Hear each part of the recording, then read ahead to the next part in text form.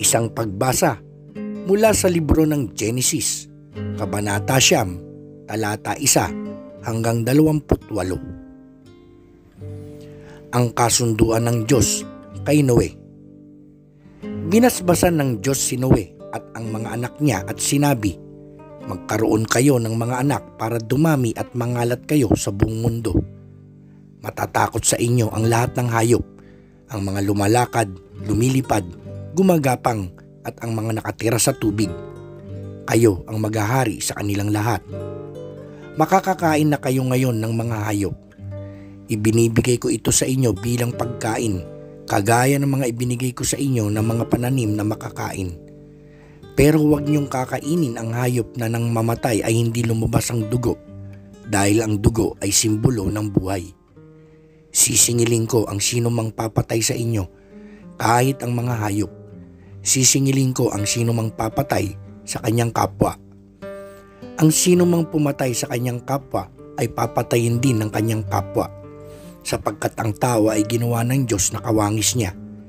Ngayon, magkaroon kayo ng mga anak para dumami at mangalat sa buong mundo." Sinabi pa ng Diyos kay Noe at sa mga anak niya, "Ito ang kasunduan ko sa inyo at sa mga lahi ninyo, at sa lahat ng nabubuhay sa mundo, pati sa lahat ng hayop na naging kasama nyo sa barko. Hindi ko na muling lilipulin ang lahat ng nabubuhay sa pamamagitan ng baha, at wala ng baha na mangyayari pa para malipol ang mundo." At sinabi pa ng Diyos, "Bilang palatandaan ng kasunduan ko sa inyo at sa mga hayop at sa lahat ng susunod nyo pang mga henerasyon, maglalagay ako ng bahaghari sa ulap.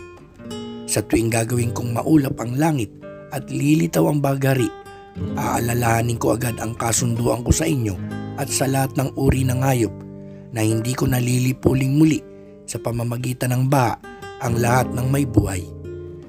Tuwing lilitaw ang bahaghari sa mga ulap, aalalahanin ko agad ang walang hanggang kasunduan ko sa lahat ng may buhay sa mundo."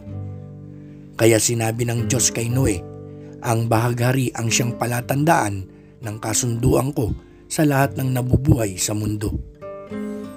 Ang mga anak ni Noe.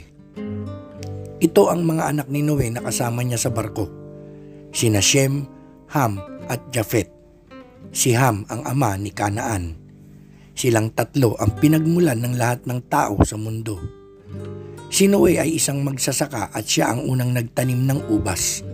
Isang araw, uminom siya ng alak na mula sa ubas at nalasing. Nakatulog siyang hubad sa loob ng kanyang tolda. Ngayon, si Ham na ama ni Kanaan ay pumasok sa tolda at nakita niyang hubad ang kanyang ama. Kaya lumabas siya at sinabi ito sa dalawang kapatid niya. Kumuha sina Shem at Japhet ng damit at inilagay sa balikat nila. Pagkatapos, lumakad sila ng paurong papasok sa tolda para takpan ang kanilang ama. Hindi sila lumingon dahil ayaw nilang makita ang kahubaran ng kanilang ama.